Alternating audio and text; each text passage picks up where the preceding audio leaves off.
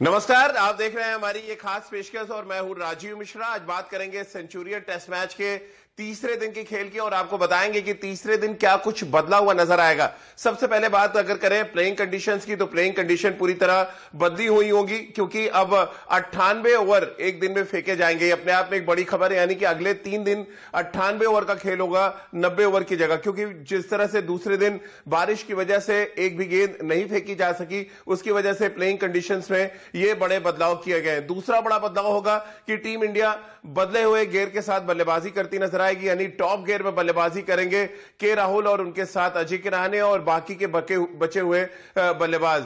इन बल्लेबाजों की क्या रणनीति होगी, इस पर आगे बातचीत करेंगे। और क्या भारतीय टीम 2 दिन में टेस्ट मैच जीतने की स्थिति में होगी, क्योंकि टेस्ट मैच के 5वें दिन भी बारिश के आसार है। और अपने तमाम व्यूअर्स और दर्शकों को बता दें कि तीसरा और चौथा दिन बारिश ना होने की संभावना है, यानी कि तीसरे और चौथे दिन खेल तो पूरा होगा लेकिन 5वें दिन एक बार फिर बारिश होने की आशंका है। ऐसे में 2 दिन में क्या भारतीय टीम उस स्थिति में पहुंच जाएगी जहां से वो टेस्ट मैच जीत पाए, इन सभी मुद्दों पे आज बातचीत करेंगे। हमारे साथ सबा भाई इस समय जुड़ चुके हैं। सबा भाई, दूसरे दिन का खेल बारिश की वजह से धुल गया और बरबस इंग्लैंड का पहला टेस्ट मैच जहन में आ गया जब हम बहुत कमांडिंग सिचुएशन में थे, लेकिन बारिश की वजह से रिजल्ट नहीं आ पाया। अब एक बार फिर हम सेंचुरियन में बड़ी कमांडिंग पोजीशन पे हैं। क्या आपको लग रहा है इस टेस्ट मैच में क्या कुछ करना चाहिए भारतीय टीम को बचे हुए जो 3 दिन है, जहां से इस टेस्ट मैच को अपनी गिरफ्त में लिया जाए? राजीव, देखिए, पहली पारी है यहाँ पर, इसलिए भारत के लिए बहुत ज़्यादा ज़रूरी है कि जिस तरह से पहले दिन बल्लेबाजी हुई थी कुछ उसी प्रकार से आज भी बल्लेबाजी हो।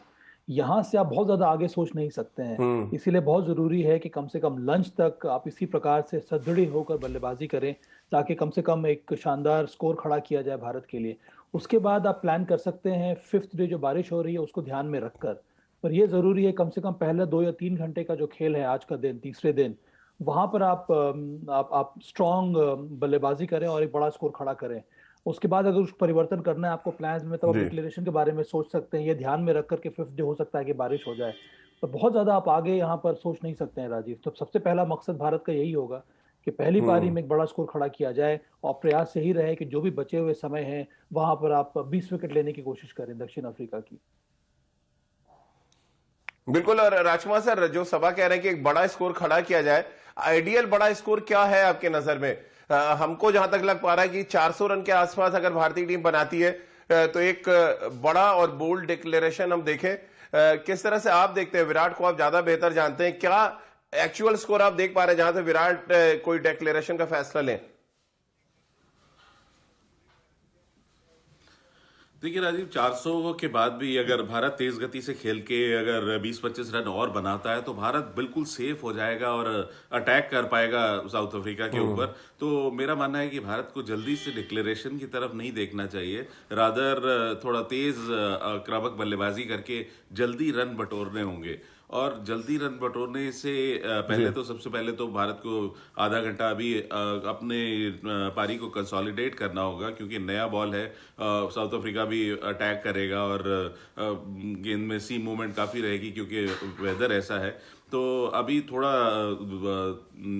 सावधानी से बल्लेबाजी करके शुरू के आधे घंटे में, और उसके बाद जब बैट्समैन दोनों सेट हो जाते हैं और भारत अर्ली विकेट नहीं खोता है तो थोड़े से रन की गति बढ़ाई जाए और फिर थोड़ा तेज गति से रन बनाए जाएं। और मेरा मानना है कि अगर 450 440 के करीब अगर भारत रन बना लेता है तो भारत डिक्टेटिंग कंडीशन में होगा और अटैक कर पाएगा, आक्रामक फील्ड रख पाएगा साउथ अफ्रीकी बल्लेबाजों के लिए, और चांस बना सकता है भारतीय टेस्ट मैच जीतने के। सबा भाई, क्या टॉप गियर में बल्लेबाजी करते हुए आप देख रहे हैं अजिंक्य रहाणे और के राहुल को? और ये टॉप गियर इसलिए होगा क्योंकि एक दिन आपके मैच में कम हो गए और जितना आप राहुल द्रविड़ को जानते और समझते हैं या विराट को आपने देखा है, वो पहला उनका टारगेट ये होगा कि किस तरह से इस टेस्ट मैच में जीत हासिल की जाए। हाँ, प्रयास तो यही होना होगा कि आप मैदान में उतरे मैच को जीतने के लिए, और आपकी पोजीशन बहुत ज़्यादा स्ट्रांग है इस समय। जिस स्ट्राइक रेट के साथ, जिस रन रेट के साथ पहले दिन बल्लेबाजी हुई थी, अगर हम उसी प्रकार से आज भी बल्लेबाजी करते हैं तो ऐसे भी रन्स बनेंगे और रन्स तेज गति से आएंगे। जिस तरह का फॉर्म अजिंक्य रहाणे ने दिखाया है, जो फॉर्म में इस समय केएल राहुल हैं। पर आज राजकुमार ने सही बात कही, कम से कम आधा घंटा तो कम आपको पकड़ कर बल्लेबाजी करनी होगी। उसके बाद अपने शॉट्स खेलते रहिए, और जैसे जैसे दिन घटेगा, टेस्ट मैच आज आज बढ़ेगा, उस हिसाब से आप डिक्लेरेशन के बारे में सोच सकते हैं। पर यहाँ पर सबसे पहला काम तो ये first half an hour to 45 minutes है राजीव। यहाँ पर अगर हम बिना कोई विकेट खोए रन बनाना शुरू कर देते हैं, तब हम अपने रन रेट पर भी आगे बढ़ोतरी कर सकते हैं। पर हाँ, ये मौका है भारत के लिए। अब देखते हैं आगे क्या होता है राजीव। बिल्कुल। और राजकुमार साहब, भारतीय टीम के लिए अच्छी बात यह है कि के राहुल और अजिंक्य रहाणे दोनों स्ट्रोक प्लेयर्स हैं, और आने वाले जो बैट्समैन हैं, ऋषभ पंत की बात करें या अश्विन या शार्दुल ठाकुर, ये सारे स्ट्रोक प्लेयर्स हैं। शार्दुल ठाकुर ने भी जो कुछ कहा उसको आगे हम सुनवाएंगे, लेकिन उससे पहले एक रिएक्शन आपका लेना चाहेंगे। क्या आपको लग रहा है ये जो स्ट्रोक प्लेयर्स हैं, ये ब्लेसिंग इन डिस्गाइज है? आप देख रहे हैं भारतीय टीम को इसका फायदा मिलेगा, या दक्षिण अफ्रीका के पास भी मौका बनेगा? हालांकि उनकी गेंदबाजी पूरी तरह से ऑफ कलर रही है इस टेस्ट मैच में। नहीं राजीव, मुझे लगता है कि अगर भारत पहला आधा घंटा या 45 मिनट्स विकेट नहीं खोता है, या मैक्सिमम एक विकेट भी खोता है, तो भारत तेज गति से रन बनाना अफोर्ड कर सकता है, भारत अटैक करना अफोर्ड कर सकता है, क्योंकि भारत एक बहुत अच्छी पोजीशन में है। एक दिन का खेल खराब हो चुका है, तो जैसे कहा जाता है, we have nothing to lose now. अगर भारत 400 रन बना लेता है तो भारत वहां से टेस्ट मैच हार नहीं सकता, और हम हमेशा अटैक ही करते हुए नजर आएंगे। तो ऋषभ पंत को भी खुली छूट दी जाएगी कि आप अपने स्ट्रोक्स खेलिए, शार्दुल और अश्विन भी अपने स्ट्रोक्स खेल सकते हैं। तो मेरा मानना है कि भारत बहुत कमांडिंग पोजीशन में है, और अगर समय मिलेगा तो भारत ये टेस्ट मैच मुझे लगता है कि जरूर जीत पाएगा। चलिए, तो आपको सुनवा देते हैं कि शार्दुल ठाकुर और आर अश्विन, जिनका रोल बतौर गेंदबाज बहुत बड़ा होने वाला है इस टेस्ट मैच में, उन्होंने जब दूसरे दिन का खेल नहीं हुआ और आपस में बातचीत की, तो क्या कुछ उनके जहन में चल रहा था, कैसे उन्होंने ऑस्ट्रेलिया और इंग्लैंड में अपनी मिली बड़ी जीत को याद किया? आइए वो सुन लेते हैं।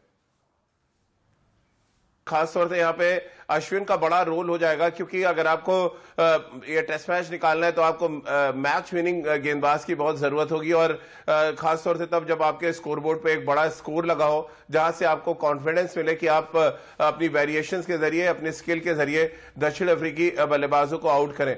सबा भाई, क्या भारतीय टीम मैनेजमेंट के जहन में यह होगा कि कमजोर है थोड़ी दक्षिण अफ्रीका की बल्लेबाजी, इनएक्सपीरियंस है, और वहां पर आउट किया जा सकता है उनको 2 दिनों में, और उसके लिए आपको ना सिर्फ तेजी से रन बनाने बल्कि प्लान भी उसी हिसाब से करना पड़ेगा, अपने गेंदबाजों को यूज करना पड़ेगा सही तरीके से, और 5 गेंदबाजों की थ्योरी शायद बड़ा इंपॉर्टेंट रोल अब अदा कर दे इस टेस्ट मैच में।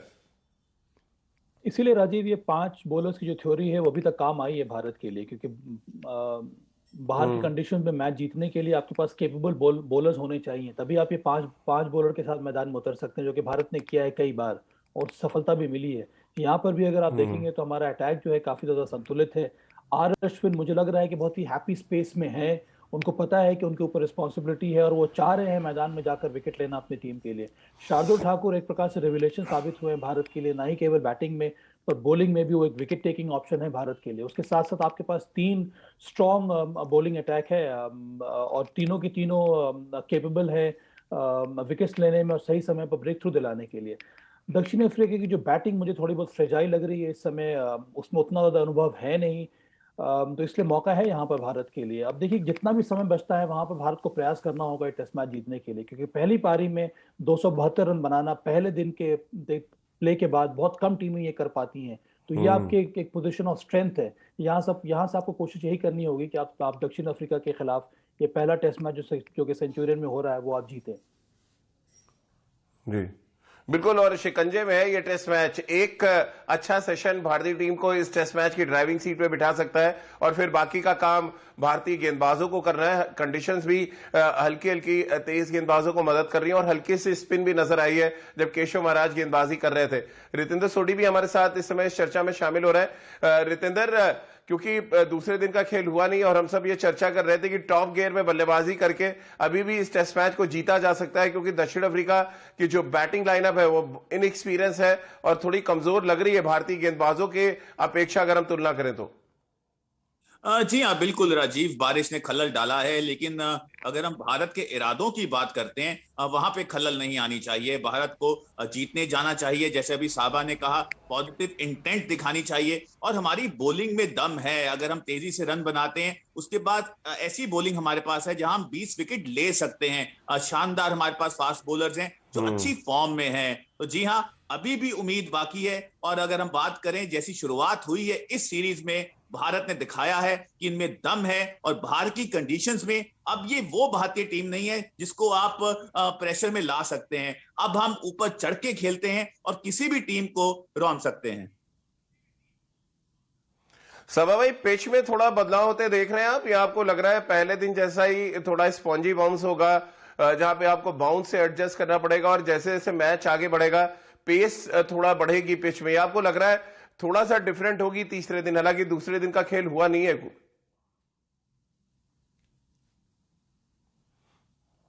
जी हाँ रजी, बिल्कुल, क्योंकि जैसे जैसे अभी पेस ऑफ प्ले की हम बात करते हैं, दिन की बात करते हैं, अगर विकेट की बात करें, जो स्पॉन्जी बाउंस नजर आ रहा था, उसमें बेहतरी आ सकती है। तो वो अच्छी बात भी है अगर हम बल्लेबाजी के लिए बात करते हैं। और बतौर फास्ट बॉलर्स भी अगर बाउंस सटीक होता है, जरूरत है आपको कि अगर स्पॉन्जी बाउंस पे आप मदद ले पाते हैं, अच्छी बॉल करते हैं, अगर आप हार्ड विकेट है वहां भी आपको रिजल्ट तो लाना होगा। और हमारे बॉलर्स को इस समय स्पॉन्जी बाउंस हो या ना हो, कैसा भी विकेट हो, बॉलिंग करना आता है। इन टैंडम बॉलिंग होती है। जैसे हम साझेदारी की बात करते हैं बल्लेबाजी में, वैसी ही साझेदारी भारतीय बॉलर दिखाते हैं जब इन टैंडम बॉलिंग करते हैं। तो जी हाँ, अगर प्रेशर इस समय किसी टीम पे है मैच को बचाने का, वो साउथ अफ्रीका पे है। राजकुमार सर, क्या के राहुल के पास एक सुनहरा मौका आप देख रहे हैं दोहरा शतक लगाने का और सचिन तेंदुलकर के रिकॉर्ड को तोड़ने का? क्योंकि हाईएस्ट जो रन व्यक्तिगत स्कोर की अगर हम बात करें तो सचिन के नाम पर है। सचिन ने 169 रनों की पारी खेली थी केप टाउन में। बिल्कुल राजीव, बहुत शानदार फॉर्म में है, बहुत ही शानदार स्ट्रोक प्ले रहा है उनका। और जिस तरह उन्होंने चूज की हैं अपनी बॉलें, जो जिन पे उन्होंने ड्राइव्स और कट मारे हैं, वो बहुत ही लाजवाब था सिलेक्शन उनका। और जिस तरह गेंदें उन्होंने छोड़ी हैं, तो मेरा मानना है कि अगर वो शुरू के आधे पौने घंटा अगर वो सरवाइव करते हैं, खेलते हैं, वो नया बॉल सी ऑफ करते हैं, तो उसके बाद वो अपने स्ट्रोक प्ले कर सकते हैं और अपने स्ट्रोक्स खेल सकते हैं, और बिल्कुल वो अपने 200 रन के करीब पहुंच सकते हैं। और 200 रन अगर वो बनाते हैं तो वो भारतीय टीम को उस पोजीशन में ले जाएंगे जहां पर भारत इस मैच में ड्राइविंग सीट पर होगा। सबा भाई, आपको क्या लग रहा है 200 रन अगर के राहुल बनाते हैं, इतिहास रचते हैं, तो क्या भारतीय टीम को बहुत स्ट्रांग पोजीशन पे ले जाएंगे खुद के रिकॉर्ड के साथ साथ? राजीव, मुझे पर्सनल रिकॉर्ड में ज्यादा दिलचस्पी रहती नहीं है। दोहरा शतक लगाएंगे, अच्छी बात रहेगी उनके लिए, पर आवश्यक यह है कि वो कैसी पारी खेले, एक बड़ी पारी खेलें जो कि भारत के हित में हो। और जिस तरह का फॉर्म दिखाया है केएल राहुल ने इस समय, शतक वो लगा चुके हैं, इसी को आपको और आगे बढ़ाना होगा। उसमें अगर आपका पर्सनल लैंडमार्क अचीव हो जाता है तो बहुत बड़ी बात है। पर अंत में जिस तरह के व्यक्तित्व के मालिक हैं केएल राहुल, उनकी भी कोशिश यही होगी कि वो भारत के लिए रन बनाए। और अगर वो बड़ा स्कोर खड़ा करते हैं तो भारत जल्दी पोजीशन में रहेगा डिक्लेयर करने के लिए। क्योंकि अगर एक सेट प्लेयर है, एक सेंचुरियन बैटिंग कर रहा है, तो उसकी उसकी अदा जो होती है वो कुछ अलग अलग किस्म की होती है। वो ज्यादा कॉन्फिडेंस के साथ बैटिंग करता है। और यही मैं उम्मीद कर रहा हूँ आज केएल राहुल से भी और अजिंक्य रहाणे से भी। रितेंद्र, चलते चलते क्या 200 देख पा रहे हैं आप के राहुल के बैट से? जी हाँ रजीब, बिल्कुल देख पा रहा हूं। और जिस छवि के वो मालिक हैं, उस छवि को परिभाषित किया है साउथ अफ्रीका में जाके भी। और जैसे अभी साबा भी कह रहे हैं, देखिए, पर्सनल रिकॉर्ड्स बहुत अच्छे होते हैं, लेकिन यहाँ पे भारत की अगर जीत आती है इस बल्लेबाजी से जो केएल राहुल ने की है, तो वो सोने पे सुहागा होगा, आइसिंग ऑन द केक होगा।